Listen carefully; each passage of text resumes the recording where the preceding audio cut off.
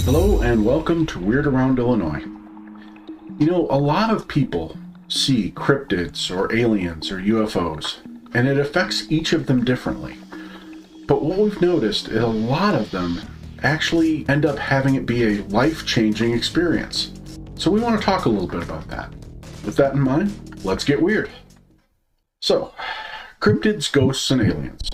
None of them are supposed to exist. A lot of people believe that they do. This kind of by definition makes it a defining moment when you see one or experience one in such a way that you have to accept on some level this is real.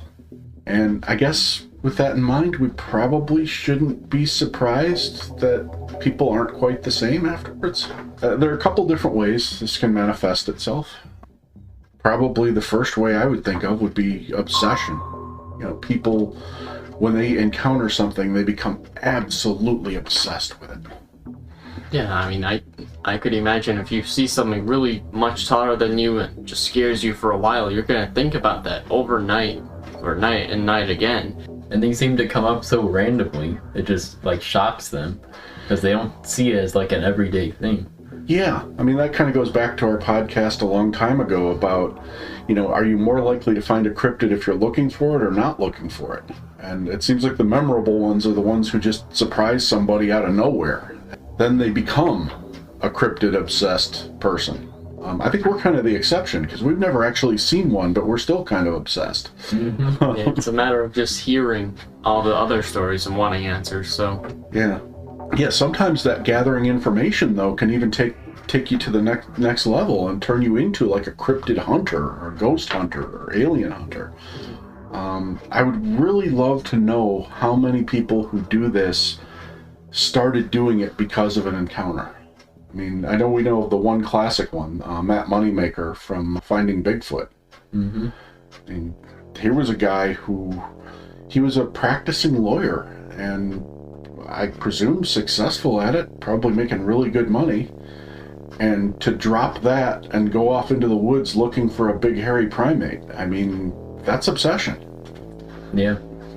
Yeah, it's quite an extreme version of it, I'm not gonna lie. Wow. Yeah. And of course, you gotta wonder sometimes if they could like brainwash you or something into being obsessed with those things. That's a really good point. Like if you see an alien, for example, what if they just put something in your brain? Yeah.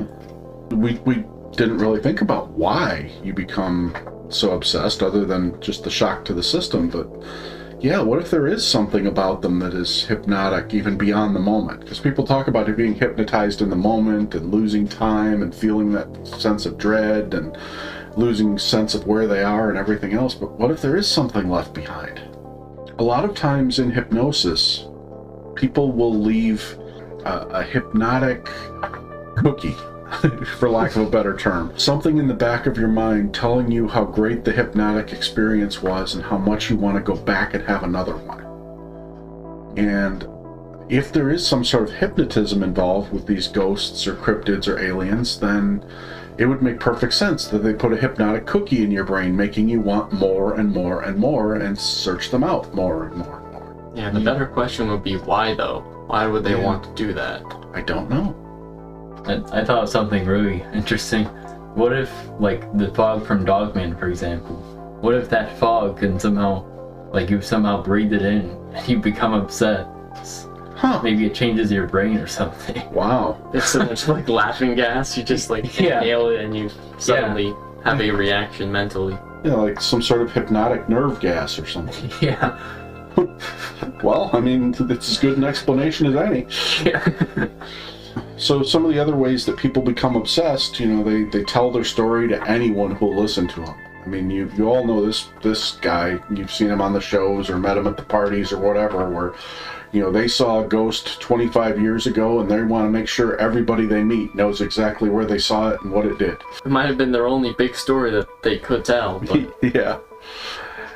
And the other thing is these people tend to seek out others with the same experience. Again, using Finding Bigfoot as an example, you know, the joy those people have in those town hall meetings when they suddenly realize they're in a room full of people who've all seen Bigfoot. It's like the ultimate support group. Yeah, I think with all these encounters, most people want all they really want is to feel like accepted with those kind of ideas. I mean, if you were to post that on Twitter or something, like, oh, I saw a Dogman 2 days ago or 25 years ago, I don't think anybody would care. In fact, quite a few people would laugh at you. Yeah. So joining a community where they can all relate would absolutely make sense. Now, see, that kind of delves into a couple of the other possible reactions. And the idea of being ridiculed. You know, a lot of people will ridicule somebody if they tell a story like that, depending on the details of the story and such. Now, I like to think that society in general is a little more open-minded to that now than they were, say, 30 years ago. Certainly more than 200 years ago. You'd be burned at the stake a few hundred years ago for saying you saw Dogman or saying you saw a ghost or something like that. Yeah, you wouldn't get hurt that much, but you would still maybe get a few laughs from people thinking it was a joke. Or maybe somebody trolling you on the internet if you posted it on, obviously a non-cryptid internet site. Yeah. We get trolled here, now that I think about it. I mean, we're a site dedicated to weirdness in Illinois, and we still get people posting on saying, Dogman's not real. Well, we never said he was. We're just looking for him. Yeah, the comments just are goofy sometimes with those. Yeah. You guys are wasting your time. There's no such thing as ghosts. Well, fine. If you believe that, you're really wasting your time then by visiting our website and posting comments. Yeah. There are still people out there who will get ridiculed, and at least in the past, that can be a life-changing event. If you mention in the workplace that you saw an alien, suddenly you got people whispering around the workplace, that's the guy who saw the alien. He's weird. You may want to just look out for him. And suddenly you have people acting differently around you wherever you are. And, it can cause you to look for a different job. It can cause you to, look for different friends or even move. It's crazy. And sometimes people don't say that kind of stuff because they might lose their job or something. Right, and that kind of brings us to the next possible life-changing reaction to this, which is secrecy. Some people, they immediately launch into this, oh my god, I saw something that nobody's ever going to believe. I have to bury this deep and keep it secret and not tell anybody. Mm-hmm. Yeah, actually today I've read a lot of Dogman reports saying that, they didn't tell their mother or parents or family members around them that they saw this thing in the middle of the night or something like that. It's just wild. Yeah. I will tell you this, based on a lifetime of experience. Secrets are poisonous. When you carry a secret deep inside you that you're not telling anybody else or not telling most other people, it eats away at you and starts to affect other parts of your life. And if somebody's carrying a secret this big and this deep, it's going to affect them. And it's going to reduce their quality of life, and it's going to change them in a not so great way. In O'Hare Airport, for a good example, when when a lot of employees saw Mothman around, a lot of people kept it a secret because they're worried about losing their job. Yeah. And I would be curious to see how those people are doing now. If any of them ended up leaving their jobs anyway, and if any of them, ended up developing a drinking problem or ended up with anger management issues or anything like that. Because, when you hold something in, it'll come out somewhere in some other way that you can't predict and probably don't want. Mm-hmm. Yeah, you just become unstable with anger or some wild emotion. Yeah. So, let me go back to another, what I feel is really, really common reaction to a sighting. Fear. I would say this is probably the second most common reaction after obsession. And instantaneous fear, of course, is almost, that's a given. I mean, if you're going to see a Bigfoot or an alien or a ghost, your first reaction is probably going to be fear unless there's something wrong with you or unless you see one every 15 minutes. Yeah. Sometimes it can be a deep, crippling fear. How many times have we seen, on Mountain Monsters or Bigfoot is Real, these big, tough hunters who were used to going deep in the woods for 3 or 4 days at a time hunting deer, suddenly coming out and saying, well, after what I saw, I haven't been back in the woods for 5 years. Yeah, I think the Cherokee Devil, I remember this, like they had multiple episodes, but every time, at least one of them would come out being humbled, completely silent and like wouldn't speak for some reason. Yeah. Life-changing in the fact that it makes people who aren't normally afraid. And, you know, sometimes that means not going back to the place that they saw the thing, even if it's a place they loved, a place they used to be comfortable. Sometimes it can be moving away entirely.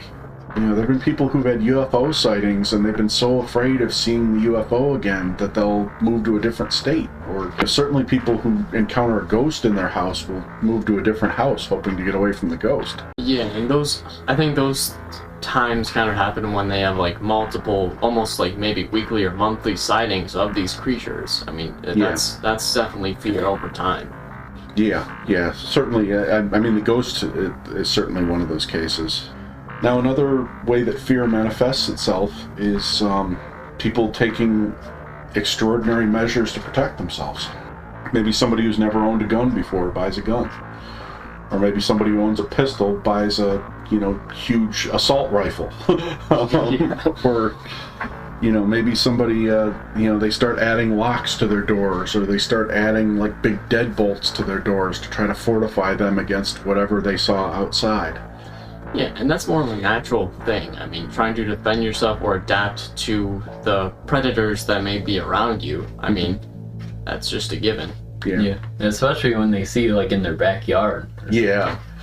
Because then they're literally just going to come straight into their house. Yeah. Now, we saw Boggy Creek 2 the other day, and we saw the ultimate extreme version of this when the guy spread gasoline all around his house and set it on fire to try to keep Bigfoot away. Sorry, I hope I'm not giving anything away for those of you who haven't seen the movie, but, you have had 50 years, so you probably should have seen it by now. Sometimes these cryptids follow people, too.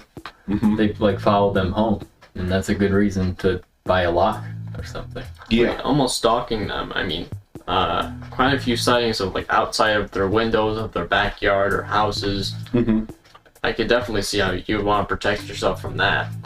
Yeah, the show These Woods Are Haunted had a lot of those cases where Dogman or Bigfoot would actually follow people up to their front door. I don't hear that a lot in normal reports or in any of the regular mainstream Bigfoot shows, but certainly in that show it seemed to be a common occurrence. You encounter something in the woods and you run home and you hear it chasing you all the way home, and the next thing you know it's like pounding on your door when you're inside. Yeah. I heard one encounter where someone was in a car and they're driving 60 miles an hour, and then they started going up all the way to 75, and the Dogman was still chasing them. Just creepy. Well, my advice there would be the same advice I give people when they think somebody's following them. Drive to the police station. Let Dogman chase you all the way to the police station, not to your house.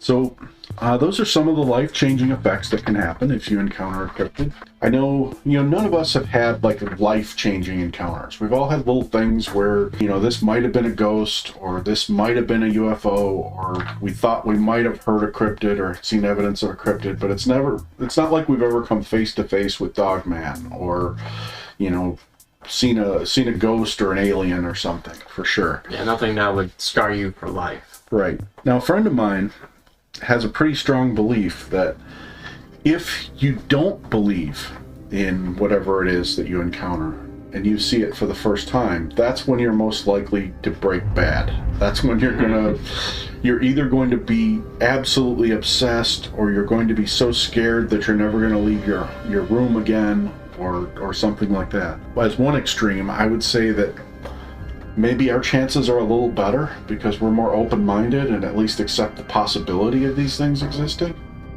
Yeah. So maybe if we saw Dogman on one of our hunts, it wouldn't necessarily change our lives to that extent. It might just make us a little bit more confident in what we're already doing. Yeah, it might encourage us to keep going. Yeah. We are neutral pretty much, so we'll probably not have much of an effect in if we were to see a cryptid. We would continue on document it as best as we can and try and investigate further. Yeah. I feel like, as I think of it now, we probably wouldn't be like super terrified if we saw a Dogman or something. But I think it's easy to think that, and we probably would be extremely scared if we saw that. Especially once the hypnotic fog hit us. Yeah. Yeah. I hope the hypnotic fog isn't real, but it's always a possibility, and we have to be ready for it. We'd love to hear your thoughts on the subject. If you have seen a cryptid or a ghost or an alien and it changed your life in some way, or if you just have some thoughts on the subject, we'd love to hear them. As always, thank you for subscribing, thank you for listening, and thank you for telling your friends.